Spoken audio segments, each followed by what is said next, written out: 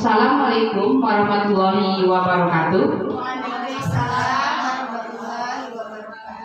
Puji syukur kehadiran Allah Subhanahu wa taala yang telah memberikan rahmat dan kesempatannya kepada kita sehingga kita bisa hadir untuk mengikuti acara diseminasi aksi nyata modul 1 yaitu mengenai budaya positif di sekolah. Salawat dan salam kita hadiahkan kepada Nabi besar kita Muhammad Sallallahu Alaihi Wasallam yang berupa ucapan Allahumma shalli ala Muhammad wa ala ali sayyidina Muhammad. Yang sama kita hormati Ibu Kepala Sekolah SDN 19 Pasaman dan saya yang saya hormati rekan guru teman perjuangan ya di SDN 19 Pasaman. Baiklah, pada kesempatan ini saya akan menjadi pemateri mengenai tentang budaya positif. Yang mana di sini saya dengan rekan guru adalah mitra, ya. Maaf di sini kami hanya kita sharing aja ya, bukan bermaksud untuk mengajari. Ya, kita lanjut saja. Yang pertama, Bapak pendidikan kita siapa, Bu? Diajak Dewantara. Nah, bagus, diajak Dewantara, Bu, ya. Jadi tujuan pendidikan kita itu yaitu menurut saja Dewantara itu menjelaskan bahwa tujuan pendidikan itu yaitu menuntun segala kodrat yang ada pada anak-anak agar mereka dapat mencapai keselamatan dan kebahagiaan yang setinggi-tingginya, baik sebagai manusia maupun sebagai anggota masyarakat. Maksud menuntun di sini yaitu kodrat anak itu ada dua, yaitu kodrat alam dan kodrat zaman. Kalau kodrat alam itu anak itu sudah ada dari lingkungan keluarga, rumah ya, lahir. Berarti di sini tidak berlaku lagi teori tabula rasa, ya. Tabula rasa itu adalah siswa, misalnya anak bayi yang terlahir seperti kertas putih, ya, dan kita nanti yang menggoreskannya. Tidak seperti itu. Tapi ternyata anak ini sudah ada kodratnya dari sana, maupun sama-sama, ya. Kita di sekolah ini hanya memolesnya saja, jadi lebih baik. Itu kodrat alam dan alamnya sana. Tapi kita tidak boleh berubah, ya. Ingat yang kedua, kodrat zaman itu yaitu pembelajaran abad 21 yang berbasis iptek. Jadi guru-guru di sini harus menguasai iptek, ya, Bu, ya. Harus bisa minimal Microsoft Word, Excel, dan PowerPoint. Itu wajib untuk guru kita. Jangan sampai kita kalah dengan anak kita, ya, yang lebih hebat dari kita. Selanjutnya, pendidik akan tumbuh atau hidupnya kekuatan kodrat yang pada anak agar dapat memperbaiki lakunya. Nah, itu laku. Bukan dasar anak itu hidup tumbuh kekuatan dan tumbuh kekuatan kodrat anak tersebut. Di sini pendidikan dulu saya jadi antara yaitu mengibaratkan kita sebagai petani, guru petani, ya. Dan murid kita adalah benihnya. Kalau kita bisa menanamkan benih yang baik, kan benih itu kan tidak semua hidup, ya. Jadi kita harus pandai-pandai, inilah bagaimana untuk menyemainya seperti itu dari anak. Mengenai budaya positif, sebelumnya kita harus mengetahui apa itu budaya. Budaya adalah kebiasaan, sedangkan positif adalah kebaikan. Jadi budaya positif berarti kebiasaan baik yang kita terapkan di lingkungan sekolah kita. Budaya positif itu adalah nilai-nilai, keyakinan, kebiasaan yang dilakukan di sekolah dan berpihak pada anak sehingga pada prosesnya dapat mewujudkan murid yang berpribadi kritis, memiliki rasa hormat, kasih sayang, dan tanggung jawab. Selanjutnya, kenapa harus ada budaya positif di sekolah? Bisa itu pada depannya. Latar belakangnya adalah untuk menciptakan suasana pembelajaran yang kondusif. Maka pendukungnya adalah suasana positif. Dengan adanya suasana positif, di sini guru dan murid akan menemukan kondisi pembelajaran yang menyenangkan tanpa adanya beban. Kemudian, dengan suasana positif secara tidak langsung juga membentuk karakter anak-anak, tidak hanya dari segi intelektualnya, tetapi juga dari lingkungan yang positif. Jadi mulai dari kita yang ya, berubah dari pola pikir kita terlebih dahulu. Lanjut, topik dalam eksplorasi konsep pada budaya positif itu ada 7. Pertama, yang akan dibahas perubahan paradigma belajar. Kedua, disiplin positif. Ketiga, motivasi perilaku. 4, hukum dasar. 5, posisi kontrol institusi. 6, keyakinan kelas. Dan terakhir, strategi 3, institusi. Ini akan dibahas satu-satu. Apa itu perubahan paradigma, Bapak Ibu? Perubahan paradigma itu kan perubahan pola pikir kita. Yang selama ini kita monoton dalam belajar, yang selalu memaksakan tidak kita pada murid. Misalnya contohnya, kita mengajar seperti ini, kamu murid harus seperti itu. Kita selama ini kita seperti itu kan? Jadi dengan adanya guru penggerak ini, jadi akan dirubah step by step atau tahap. Perubahan paradigma belajar ini menurut Stephen R. Covey mengatakan bahwa bila kita ingin membuat kemajuan perlahan-lahan, sedikit-sedikit, ubahlah sikap atau perilaku Anda. Namun, bila kita ingin memperbaiki cara-cara utama kita, maka kita perlu mengubah kerangka acuan kita. Ubahlah bagaimana kita melihat dunia, bagaimana kita berpikir tentang manusia, ubahlah paradigma, pola pikir ya, skema pemahaman, dan penjelasan aspek-aspek tertentu tentang realitas. Jadi dimulai dari cara kita berpikir ya, dari diri kita dulu, baru murid kita. Perubahan paradigma stimulus respon dengan teori kontrol. Sesungguhnya siapa yang memiliki teori kontrol itu? Kalau stimulus respon, realitas itu kebutuhan kita sama. Kalau teori kontrol, saya melihat kebutuhan kita berbeda ya. Kalau stimulus respon, semua melihat hal yang sama. Kalau sini setiap orang memiliki gambar yang berbeda, jadi berbeda ya, bisa membaca ya. Jadi mana yang lebih bagus? Teori kontrol ya. Teori kontrol itu tentang bagaimana kita memahami pandangan tentang dunia, tentang pendidikan, tentang tujuan. Ya, jadi kita bisa mengontrol diri kita. Kita merubah untuk diri kita sendiri dulu ya. Ini sesuai dengan teori kontrol. Kalau teori kontrol, stimulus respon itu model berpikirnya menang kalah. Kalau teori kontrol itu berpikir menang-menang. Ya. Sekarang kita punya permainan. Seharusnya ini diterapkan waktu kemarin Bu ya. Sini ada permainannya, buka tangan. Coba Ibu buka tutup tangan Ibu. Dan coba Ibu coba teman Ibu buka tangan teman Ibu itu. Bisa buka. Siapa yang mau buka, siapa yang tidak boleh terserah gimana. Itu adalah permainan sesuai mindset kita. Keyakinan di sana. Keyakinan kita di sini kan? Apakah mudah digoyahkan orang atau tidak? Sudah digoyahkan. Kalau sedang itu tergantung kita. Ya, contohnya, apakah Anda, misalnya Anda membuka tangan Anda? Mengapa? Apa alasannya? Pasti ada alasannya buka tangan tadi kan? Soalnya sekali kawan, buka alasan. Ternyata misalnya saudaranya saya mau mengubah pandangan dunia. Tak ada lain. Ambo nak membuka tangan ambo dah. Tapi dia teguh dengan pendiriannya, ya kan? Tergantung kita, tergantung mindset pikiran. Itu bisa kita cobakan kepada anak kita nanti ya. Apakah dia mau membuka tangan atau tidak? Itu kan keyakinan ya. Disiplin positif. Apa itu disiplin kira-kira itu? Waktu. Apa kira-kira lagi? Ya, jadi disiplin itu contohnya atau tepat waktu. Jadi ternyata yang disiplin itu adalah menurut Diana Gosen dalamnya. Diana menyatakan bahwa arti disiplin itu berasal dari bahasa Latin, yaitu disiplin, yang artinya belajar. Kata disiplin juga berasal dari akar kata yang sama dengan disiplin atau murid pengikut. Untuk menjadi murid atau pengikut, seorang itu harus paham betul alasan mengapa mereka mengikuti suatu aliran atau ajaran tertentu ya, sehingga motivasi yang terbangun adalah motivasi intrinsik bukan ekstrinsik.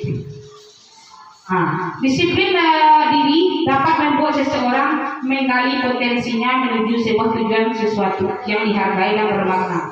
Dengan kata lain, disiplin juga mempelajari bagaimana cara kita mengontrol diri dan bagaimana menguasai diri untuk memilih tindakan yang mengacu pada nilai-nilai yang kita hargai.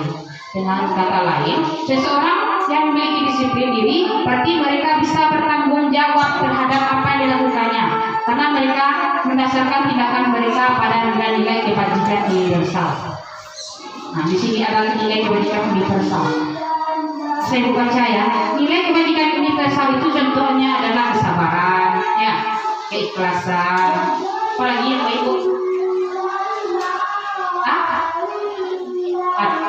Ya, pokoknya nilai kebajikan itu kewajiban universal. Pokoknya yang sesuai dengan profil pelajar Pancasila.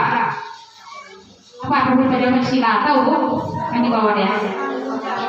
Beriman nih, beriman takwa Tuhan Yang Esa, takwa mulia, mandiri, narkotik, berkemerdekaan global, berkemerdekaan kreatif. Semuanya itu sudah mencakup keikhlasan, tanggung jawab, apalagi disiplin masuk sini. Pokoknya nilai-nilai kewajiban universal itu adalah nilai-nilai yang tercakup dalam profil pelajar Pancasila. Yang kedua, motivasi perilaku manusia. Apa motivasi? Motivasi adalah dukungan atau gerakan apa yang timbul dari diri kita untuk melakukan sesuatu. Contoh, untuk guru, kita sebagai guru disuruh mengikuti pelatihan. Apakah kita melaksanakannya apa tidak? Misalnya suruh kelas sekolah, ibu nanti ikut pelatihan. Apakah kita melaksanakannya? Kira kalau disuruh, disuruh ya. Kalau tidak disuruh mau? Kalau tidak disuruh, mau? Itulah ya kita. Ternyata ada juga sebagian dari guru ini, tapi tidak di sini ya. Disuruh dia di kepala sekolah, ibu misalnya pergi pelatihan. Ya bu, saya benar. Jadi dia dorongan dirinya itu untuk pergi pelatihan itu ternyata ingin mendapatkan pujian dari guru. Kepala, contoh ibu ini mau dia apa? Iya lo ibu kok. Cuma tak kok. Nyomo saya disuruh baik-baik. Itu kan motivasi eksternal, kurang bagus ya. Berarti kita mau penghargaan, mau pujian ya. Ya, itu kurang bagus. Contoh, untuk menghindari ketidaknyamanan hubungan, apa yang terjadi apabila ibu tidak mau melakukan yang disuruh pulang sekolah tadi? Itu motivasi eksternal. Kalau yang internal misalnya suruh pulang sekolah mau, ya, oh iya, saya ingin menambah wawasan saya ingin tahu tentang pendidikan selanjutnya. Itu kan dari internal ya, diri kita. Jadi mana yang bagus bu, eksternal apa internal? Internal ya, jadi internal. Mari kita kurangi motivasi eksternal itu, yang mendapatkan puji-pujian itu. Begitu juga dengan murid. Contohnya kita ada murid, misalnya kita di dalam kelas memberikan soal atau pertanyaan atau kuis semacamnya. Jadi kita ingin anak kita ini dapat. Jadi kita memberikan penghargaan atau berikan kepada murid. Boleh atau tidak? Harganya contohnya nanti siapa yang dapat kami kasih pena, kasih permen, kasih rol. Kok boleh seperti itu? Boleh. Tergantung ya Pak Ibu ya. Yang motivasi eksternalnya misalnya murid ini kalau eksternal. Kalau saya dapat, saya mau rol itu. Nah, eksternal. Tapi kalau seandainya dia dapat, ada temannya lain yang dapat, misalnya dia sama-sama menunjuk, tentu dia rolnya satu, dia sama-sama hebat ya. Jadi kita tunjuk aja misalnya ibu ini anaknya kita kasih dia. Apakah temannya bahasa ini tidak? Ini kan, kecuali dia benar-benar tidak tahu. Tapi dia sama-sama tahu, jadi kita kurangi ya. Boleh, tapi kita kurangi bukan menyalahkan. Tapi kalau dari secara anak misalnya, pokoknya kurangnya aja ya, misalnya kita eksternal ya, berbanyak aja yang internal. Itu motivasi. Berarti internal itu bisa menuju diri sendiri misalnya ya. Ya boleh, pokoknya yang berhal positif ya dengan kita ya. Ya pokoknya itu yang tadi juga ya. Ada menurut Diana Gosen ada 3 motivasi perilaku manusia. Pertama untuk menghindari ketidaknyamanan atau hukuman. Nah, ini adalah tindakan terendah dari motivasi perilaku manusia. Contohnya di sini ada anak yang melakukan kesalahan karena takut dihukum, mungkin dia akan ikut ya. Tidak nyaman, tak mau ke sekolah. Itu dia kita kurang. Yang kedua, untuk mendapatkan imbalan atau penghargaan dari orang lain. Kalau selalu dapat imbalan kan mungkin. Kalau tidak dikasih imbalan itu dia tidak dapat anak itu lagi kan? Kan kurang saja kan. Yang ketiga, untuk menjadi orang yang mereka inginkan dan menghargai diri sendiri. Baru internal, baru. Ya. Jadi yang pokoknya membuat mereka percaya diri, motivasi, dan pikirannya untuk menambah pengetahuannya supaya tambah pintar. Bukan mengharapkan penghargaan sehat tadi. Begitu juga dengan kita, Bu ya. Nah, jadi kita harapkan yang berpikir menang-menang, bukan berpikir kalah-kalah, ya, atau menang-kalah. Kita berpikir menang-menang untuk masa depan. Di sini ada hukuman, konsekuensi, dan restitusi. Ada 3. Kalau hukuman itu bersifat langsung, ada anak bersalah tanpa ada keyakinan sebelumnya atau apa namanya, sebelum ada kesepakatannya, bersalah, kamu dihukum bersihkan WC, itu tidak diperbolehkan, itu kurang bagus. Kedua, kalau konsekuensi itu bagaimana? Kita sudah membuat kesepakatan, ternyata anak itu melanggar, kita tanya, kenapa kamu melanggar? Kesepakatan kita kan, kalau kamu melanggar harus berlari lapangan 10 keliling. Berarti anak berlari 10 keliling. Itu ada konsekuensi. Sudah ada kesepakatan sebelumnya ya. Kalau restitusi bagaimana? Restitusi itu sebenarnya atasan dari konsekuensi. Sudah ada kesepakatan, sudah ada keyakinan, dan anak ini berbuat bersalah. Bukan kita yang menjadi hukuman, berarti anak tersebut yang menjadi solusi untuk masalahnya sendiri. Itu restitusi. Ada hukuman ini yang ada kasus Iva kurang menguasai pelajaran matematika, sehingga pada saat pelajaran tersebut berlangsung dia lebih banyak berdiam diri atau menggambar di buku pelajarannya. Pada saat guru matematikanya Pak Seno menanyakan pertanyaan, Iva menjadi gugup dan tak sengaja menjatuhkan tasnya dari kursi, serta tiba-tiba menjadi gagap pada saat berupaya menjawab. Seluruh kelas pun tertawa melihat perilaku Iva yang berbicara tergagap tersebut. Pak Seno pada saat itu membiarkan teman-teman Iva menertawakan Iva yang tergagap dan malu luar biasa, dan malahan minta Iva untuk maju ke depan dan berdiri depan kelas sambil menunjuk hidungnya karena tidak bisa menjawab pertanyaan Pak Seno. Kelas makin gaduh dan anak-anak pun tertawa pada Iva di depan kelas memegang ujung hidung. Kira-kira ini yang dilakukan Pak Seno hukuman atau konsekuensi? Hukuman atau konsekuensi kira-kira? Hukuman.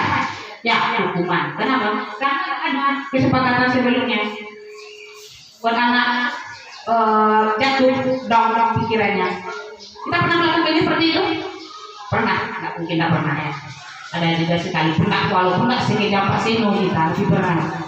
Nah, jadi itu kita kurangi ya. Itu adalah kasus. Ada perbedaan hukuman dan konsekuensi tadi. Lanjut, ada identitas gagal, ada identitas sukses. Identitas gagal menyangkut dengan hukuman. Identitas sukses, konsekuensi dan restitusi. Oh ya, hukuman sesuatu menyakitkan yang terjadi, konsekuensi sesuatu yang terjadi, restitusi merupakan pilihan. Dia yang restitusi untuk dirinya sendiri. Kenapa dia membuat masalah itu? Ya kan? Restitusi. Jadi bukan kehendak kita sebagai guru untuk memberikan hukuman langsung kepada anak. Itu dia.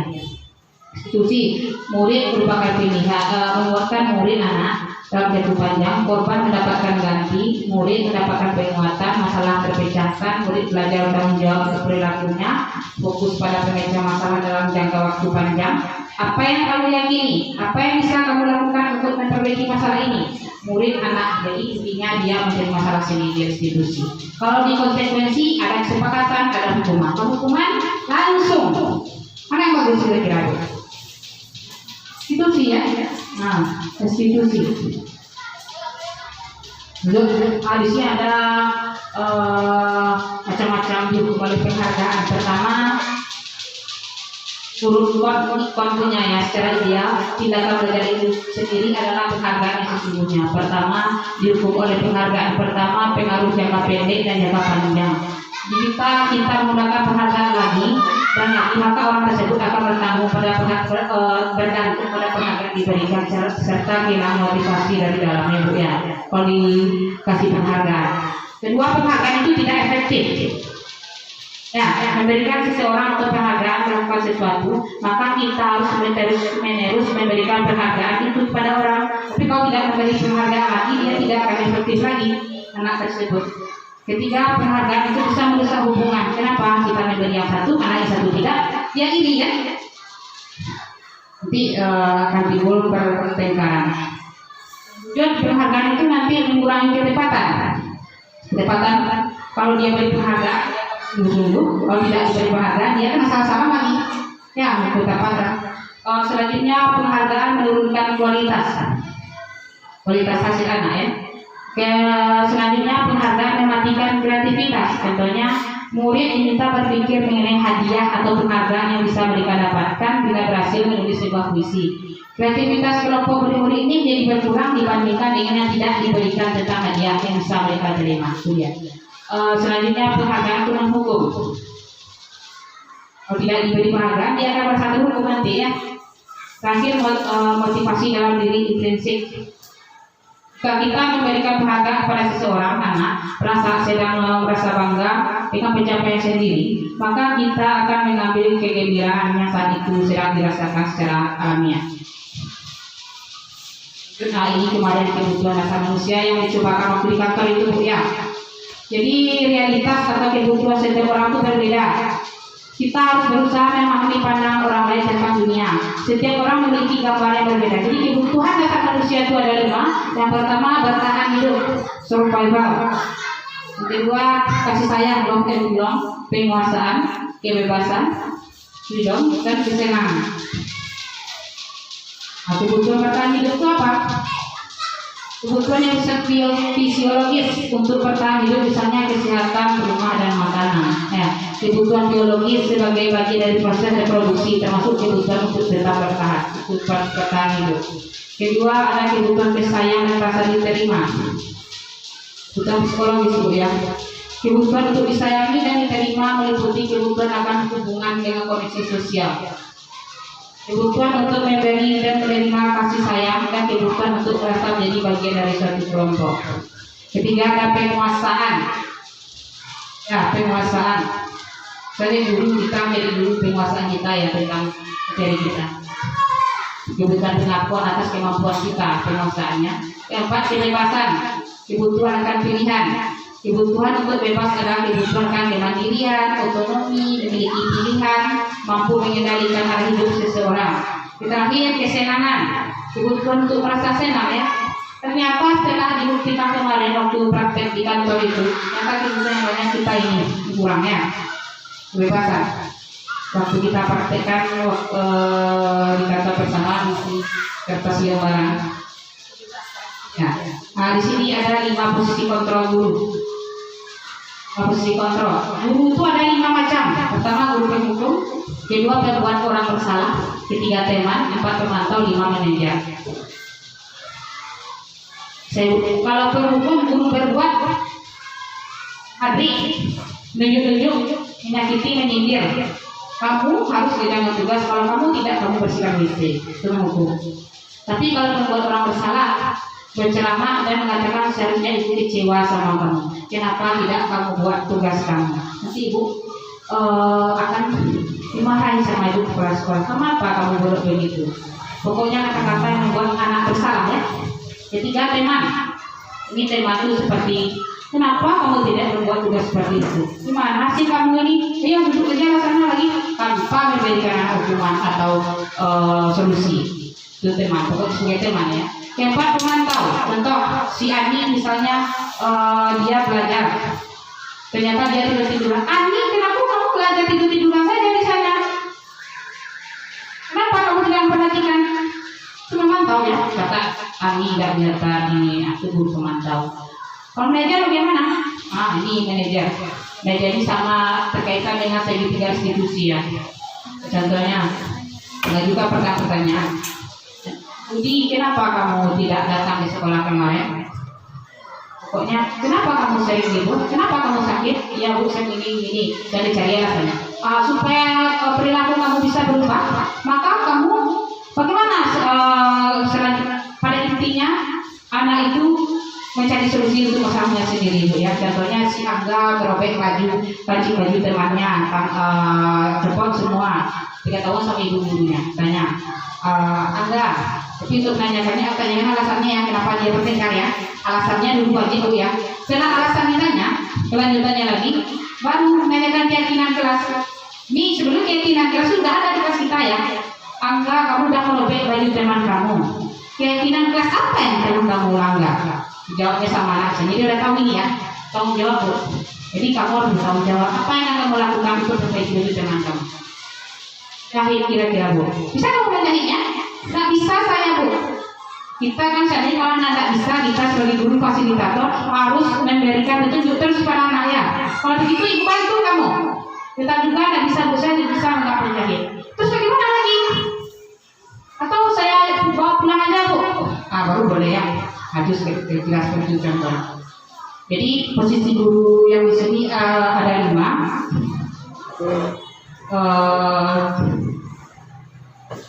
Dari saya, misalnya kalau penghukum guru itu biasanya berkata kalau kamu tidak melakukannya, awas ya, rasakan itu guru penghukum. Kalau kata guru pembuat bersalah, kamu seharusnya sudah tahu, ibu lelah sekali mengatakannya, ibu stres dan merasa bersalah. Kalau guru sebagai teman dia berkata apa biasanya, ayolah lakukan demi ibu. Masa kamu tidak mau? Ingat tidak, ibu pernah bantu kamu. Tuh teman, kamu tahu apa peraturannya? Kenapa kamu melanggar? Guru pemantau. Tapi kalau guru manajer, apa yang kita yakini? Apa yang bisa kamu kerjakan untuk memperbaiki masalah ini? Jadi intinya kita berubahlah menjadi guru manajer ya, membuat anak bisa mencari permasalahan, mencari solusi dari permasalahannya itu sendiri ya. Di sini ada pendalaman materi ya.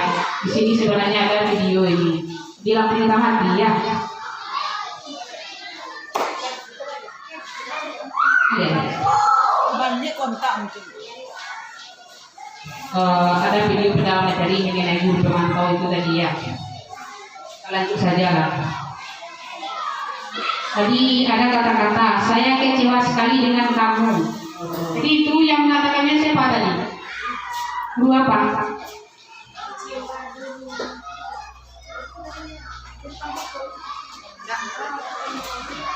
Guru merasa bersalah atau teman?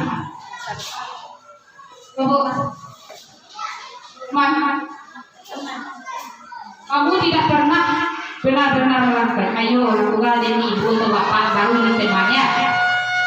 Apakah kamu mau mendapat stiker bintang hari ini? Guru apa itu saya panggil tangannya? Bintang penghargaan.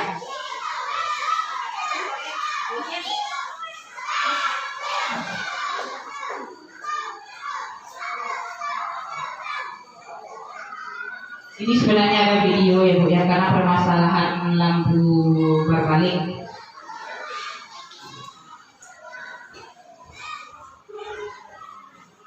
Nah, video ibu ini contoh dari guru-guru ini yang penting ini sebenarnya bu ya. Iya kan?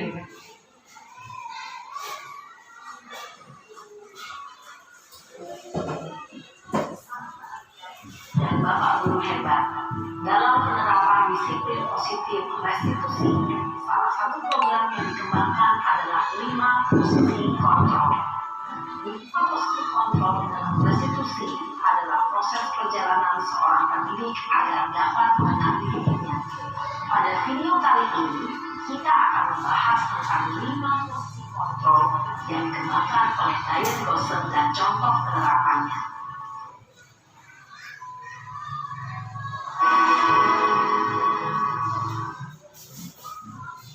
Posisi kontrol itu adalah 1. Posisi penghukum, 2. Posisi pembuat merasa bersalah, 3. Posisi teman, 4. posisi pemantau atau monitor, dan 5 posisi manajer. Pahami kelima posisi tersebut. Mari kita saksikan kasus Naren yang terlambat hadir 20 menit di sekolah dan melihat bagaimana kelima posisi kontrol dalam menghadapi masalah tersebut.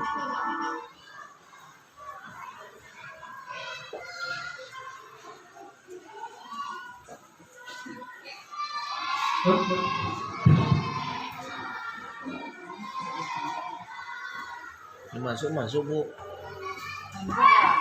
Iya, sana Bu.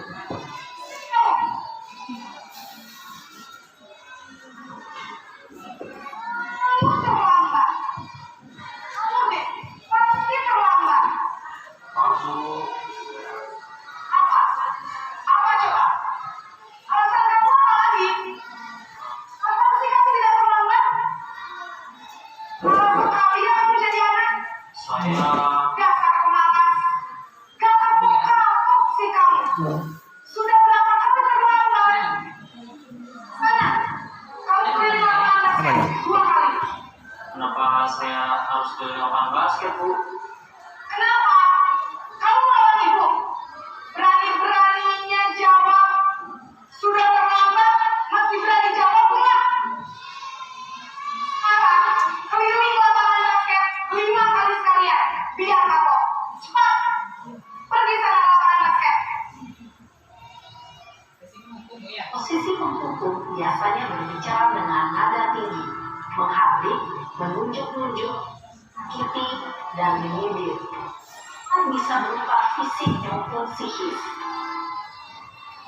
Dan Bapak Guru hebat, dampak yang terjadi pada murid ketika guru berada pada posisi pemukul adalah murid cenderung akan memberontak, bahkan menyimpan dendam.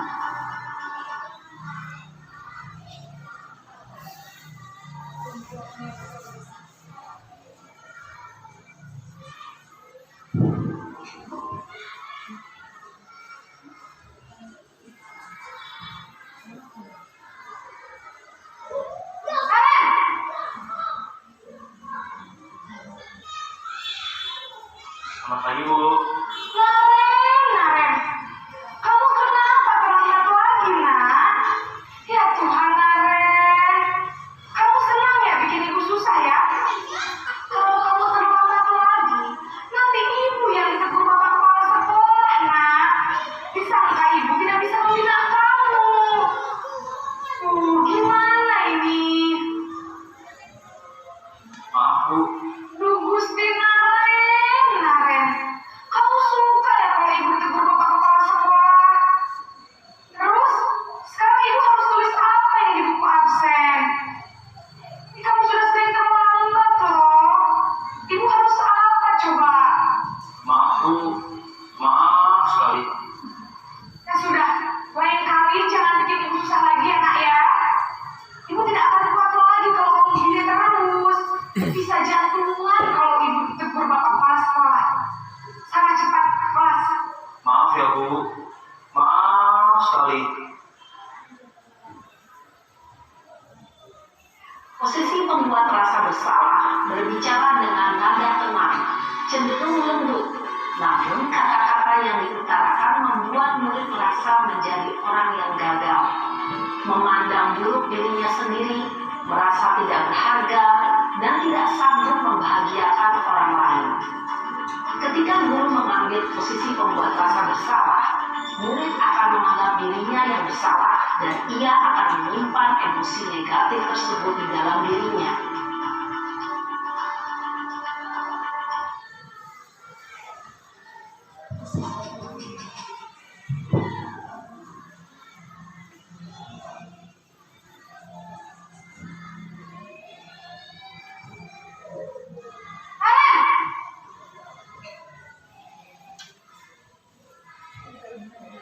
Pagi, Bu. Wah, sudah jam berapa ini, nak? Terlambat lagi ya, sayang. Iya, Bu. Habis ibu saya rumah bangunkan saya, Bu. Kamu malah menyalahkan ibu kamu. Kamu bukannya anak yang larinya paling kencang. Kok terlambat sih? Iya, Bu. Saya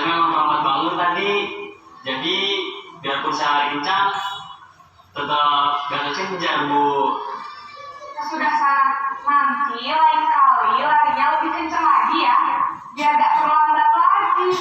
Bikin seneng ibu, demi ibu, bisa kan? Bisa Bu. Ya sudah sana masuk kelas, ibu beresin urusan absen kamu. Kamu ini ada-ada saja.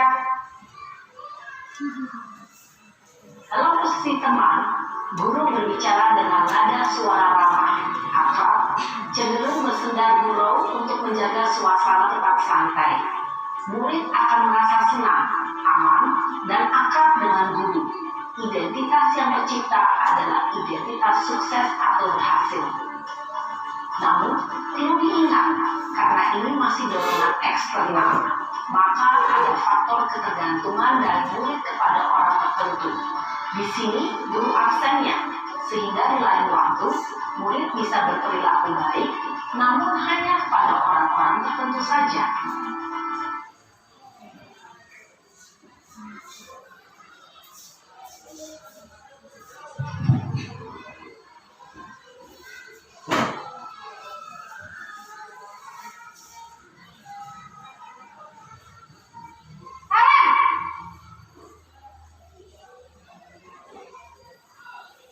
Selamat pagi Bu. Naren, apa peraturan sekolah kita tentang jam berapa kita harus masuk sekolah, nak? Kita harus di sekolah jam 7 Bu. Iya betul, sekarang sudah jam 7.20. Naren sudah tahu konsekuensinya jika terlambat hadir. Paham Bu. Saya harus tinggal kelas pas jam istirahat selama 20 menit. Iya benar, konsekuensinya demikian. Jadi nanti jam 9.30 pas istirahat, kamu harus tinggal di kelas, kerjakan tugas tambahan untuk ketertinggalan kamu, ya? Baik Bu.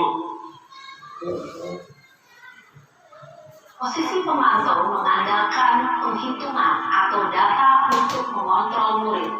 Guru mengarahkan murid berdasarkan peraturan dan konsekuensi.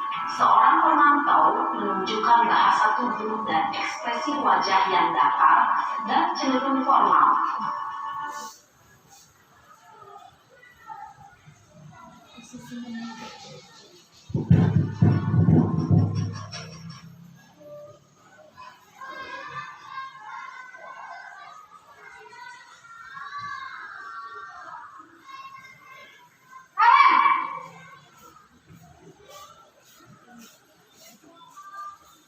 Pagi Bu. Selamat pagi, Naren. Maaf Bu, saya terlambat. Iya, sekolah masuknya jam 7, sekarang sudah jam 7.20. Jadi sekarang bagaimana ini, Naren? Maaf Bu, saya lupa setel alarm saya semalam. Baiklah, menurut kamu, keyakinan sekolah yang mana yang perlu kamu tingkatkan? Hargai diri sendiri dan orang lain mungkin ya Bu. Setuju. Apakah Naren meyakini prinsip saling menghormati tersebut? Iya Bu, saya meyakininya. Apakah Naren bersedia memperbaiki masalah keterlambatan ini? Bersedia Bu. Bagaimana kamu akan memperbaiki masalah keterlambatan ini? Saya akan coba untuk tidak lupa menyetel alarm saya Bu. Baik, kalau Naren mau nyetel alarm di rumah, ada orang yang kira-kira bisa bantu mengingatkan tidak? Ada Bu. Kakak saya, Kak Emma. Ada lagi selain Kak Emma? Selain Kak Emma, ada ibu saya.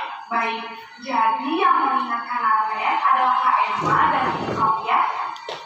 Kira-kira akan mulai start alarm kapan nih Naren? Setelah pulang sekolah, akan segera saya lakukan.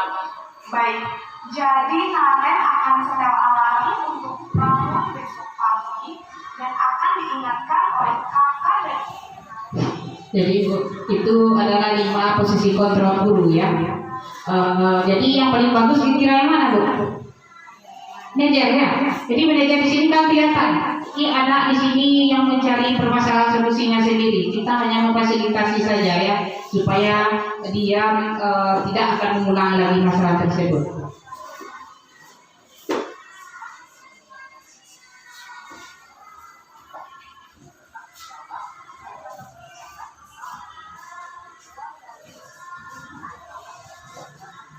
Kita lanjut Bu ya.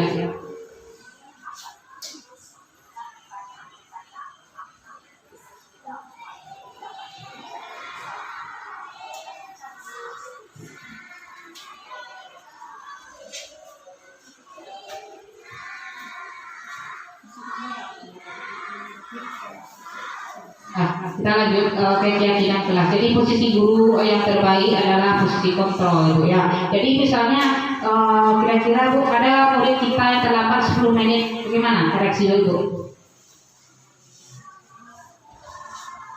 Gimana hukumannya? Apa tindakan ibu-ibu? Kira-kira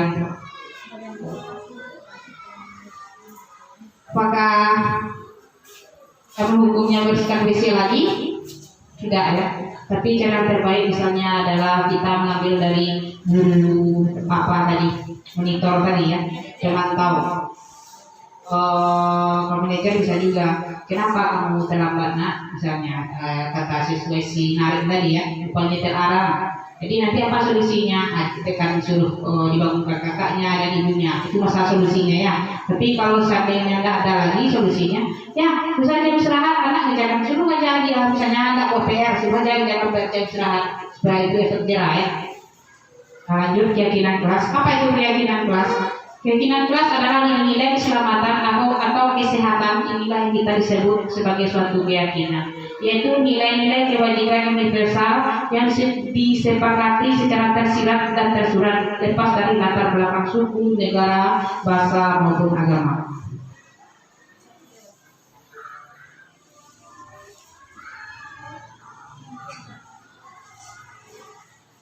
Lanjut. Mengapa tidak peraturan saja? Mengapa harus keyakinan kelas? Ini sering dipertanyakan Bu ya. Kenapa harus keyakinan? Maka tidak peraturan. Kalau peraturan itu siapa yang membuatnya Bu? Pak guru ya. Kalau keyakinan, bukan kita guru yang buat keyakinan, tapi anak kita yang memberikan pertanyaan, kira-kira nak apa sikap kamu supaya bisa mematuhi peraturan kita buat ini? Apa sikap kamu supaya mengurangi tindakan yang tidak disiplin? Dibuatnya misalnya kita menjawab, dia terlambat sekolah lagi, dicatatnya di kertas misalnya, nah, terus ditempel di sini, terus kita pilih kalau yang sama nanti kita ambil, ya. Itu keyakinan kelas. Nanti setelah terpilih misalnya ada 10 atau 5 misalnya, kita tempel nanti di keyakinan kelas kita, seperti di kelas depan ada keyakinan kelas ya. Dan bisa juga start dari dan bisa juga tanda tangan untuk memberikan tanda kepemilikan kita. Ya, lanjut. Dengan terciptanya budaya positif, maka akan lahir lingkungan positif dari keyakinan kelas dan mematuhi peraturan kelas. Itu dia. Ini adalah contoh kita membuat tabel keyakinan kelas mulia. Ini dia. Dan hasilnya adalah seperti ini. Hormat. Tampak seperti datang tepat waktu, tidak tampak seperti sering hadir terlambat. Kita kasih hormat, kita yang mengisikan di sini. Ini yang sudah ada ya. Yang sudah ada ini. Ini dia.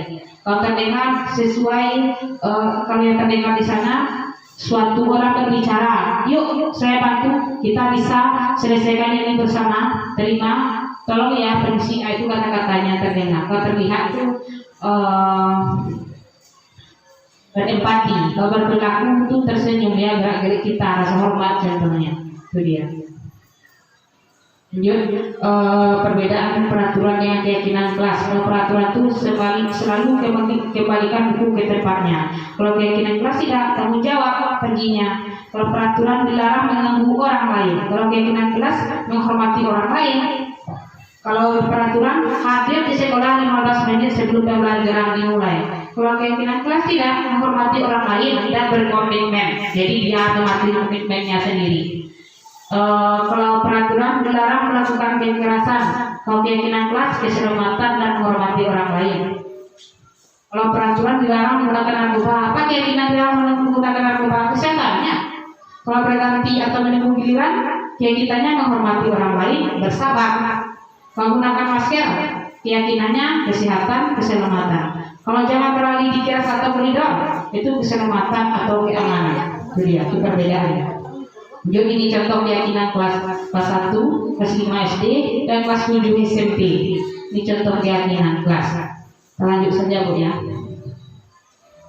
Gimana cara membuat keyakinan kelas? Dalam membuat keyakinan kelas itu Bu, jangan dibuat tidak terlambat lagi, tapi buatlah hadir tepat waktu. Satu lagi dalam keyakinan jangan dibuat tidak boleh membuang sampah sembarangan, tapi buanglah sampah pada tempatnya. Jadi pada intinya membuat keyakinan kelas itu adalah gunakan kata positif, buang kata negatif. Ya, itu ya, itu keyakinan kelas. Jadi keyakinan kelas itu harus ada seharusnya di kelas kita. Kenapa? Karena itu adalah komitmen ya untuk anak mematuhi peraturan. Itu adalah sekilas tentang keyakinan kelas. Lanjut, apa itu restitusi? Restitusi adalah proses menciptakan kondisi bagi murid untuk memperbaiki kesalahan mereka sehingga mereka bisa kembali pada kelompok mereka dengan karakter yang lebih kuat. Nah, itu dia. Restitusi juga merupakan proses kolaboratif yang mengajarkan murid untuk mencari solusi dari permasalahan mereka sendiri. Lanjut, 9 ciri-ciri restitusi. Pertama, bukan untuk menebus kesalahan, hanya untuk belajar dari kesalahan. Kedua, memperbaiki hubungan. Ketiga, tawaran bukan paksaan. Keempat, restitusi menuntut untuk melihat ke dalam diri. Kelima, restitusi mencari kebutuhan dasar yang mendasari tindakan. Yang keenam, restitusi diri adalah cara yang paling baik. 7, restitusi fokus pada karakter bukan tindakan. 9, restitusi fokus pada mencari solusi permasalahan. Ke-9, restitusi mengembalikan murid yang berbuat salah kepada kelompoknya supaya tidak dikucilkan lagi, ya. Ini dia segitiga restitusi. Dalam segitiga restitusi itu, kalau anak bersalah kita harus menstabilkan identitas dulu. Gimana? Setiap orang, apa kata kita? Misalnya kita memanggil anak misalnya yang sering terlambat, kita kasih menstabilkan identitas dulu. Setiap orang tuh pasti pernah melakukan kesalahan, itu kata kita sama dia ya. Terus kamu bukan satu-satunya yang pernah melakukan ini, semua orang juga pernah melakukan kesalahan. Setelah itu lanjut ke validasi kebutuhan.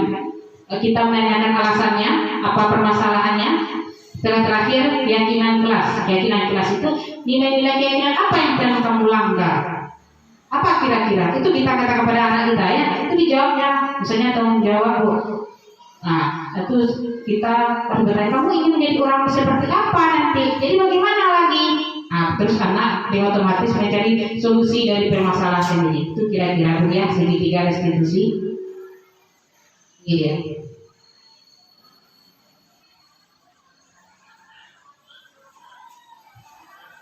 Nah, itulah kira-kira Bu ya hasil aksi nyata saya tentang modul 1-4 mengenai budaya positif sekilas saja. Itulah bentuk-bentuk dari perubahan kita yang akan datang Bu ya. Lanjut lagi, kita hanya berbagi pengalaman saja. Nah, itulah hasil dari materi saya. Kepada Ibu, kalau ada saran, kritikan, dan pertanyaan boleh ditanyakan.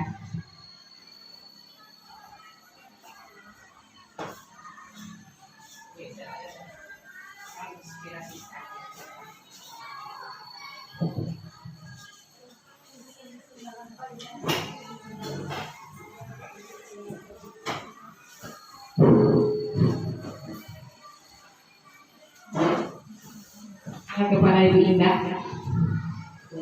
Terima kasih atas waktunya. Assalamualaikum warahmatullahi wabarakatuh. Waalaikumsalam warahmatullahi wabarakatuh.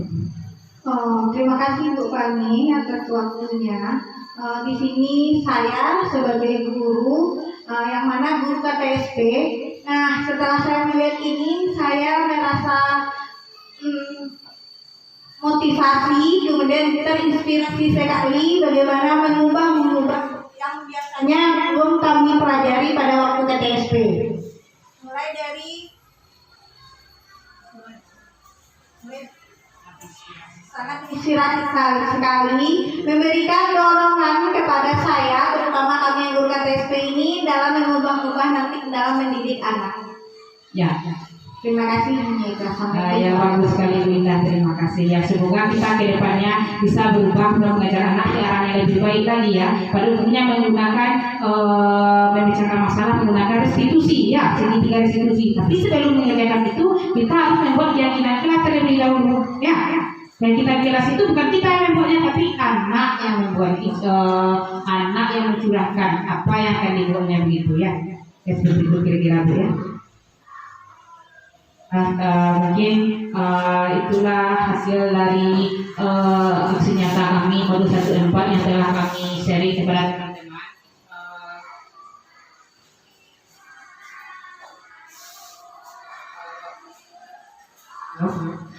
Jadi kalau ada salah dan janggalnya, saya mohon maaf. Wabillahi taufiq wal hidayah. Wassalamualaikum warahmatullahi wabarakatuh.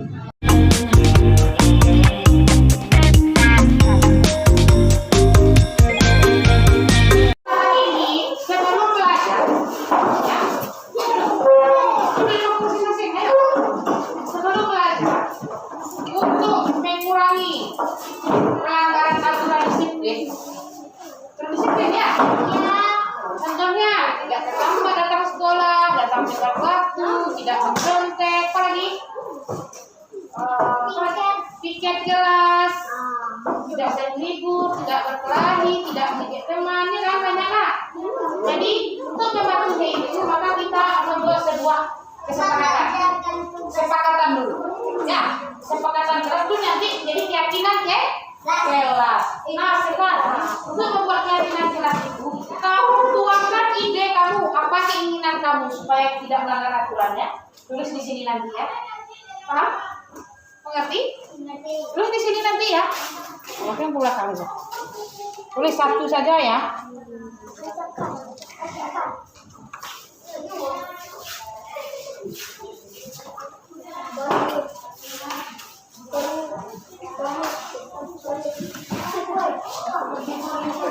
Nah, pulang nggak? Ada yang apa? Sudah? Mulai menulis satu saja. Nanti kita tempel menulis ya. Tempel nanti. Nah, kita langsung membuat keyakinan kelas.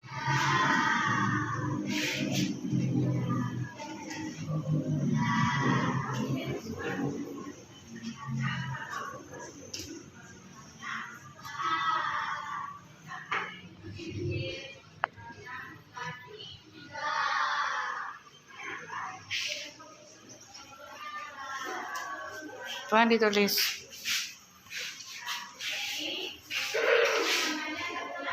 Ya. Tinggal step ya, di situ aja, enggak apa-apa. Yuk, lanjut. Lanjut.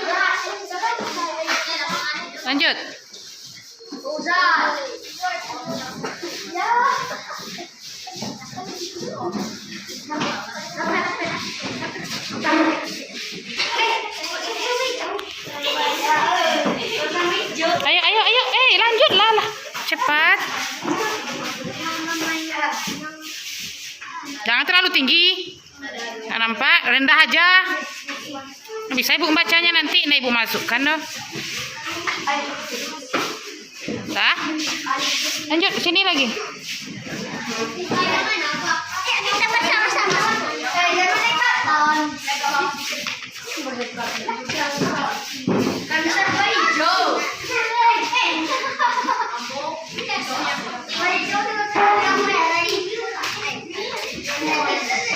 Dah.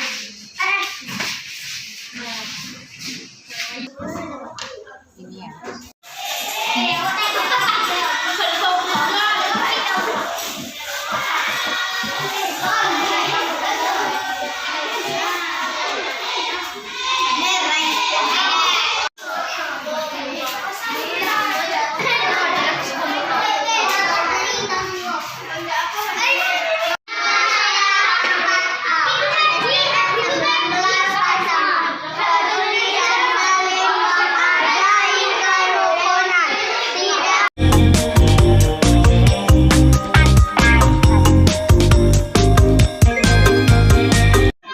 Assalamualaikum warahmatullahi wabarakatuh. Nama saya Yulia Esta. Setelah saya mengikuti diseminasi tentang pembelajaran budaya positif di sekolah, saya sebagai guru yang selama ini sebagai posisi penghukum dan sekarang saya terinspirasi untuk berubah diri menjadi guru manajer dan menerapkan segitiga restitusi.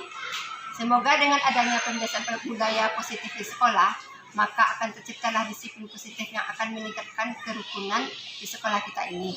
Terima kasih kami ucapkan kepada Ibu Fani, semoga kedepannya semakin jaya dan sukses. Amin. Assalamualaikum warahmatullahi wabarakatuh. Saya bernama Zakira Talita Zahra dari kelas 4A. Dengan adanya keyakinan kelas yang dibuat di kelas kita, yaitu kelas 4A. Saya lebih merasa bertanggung jawab dengan komitmen yang telah saya buat melalui keyakinan kelas. Semoga kedepannya kelas kita itu bisa taat aturan. Terima kasih Bu Fani.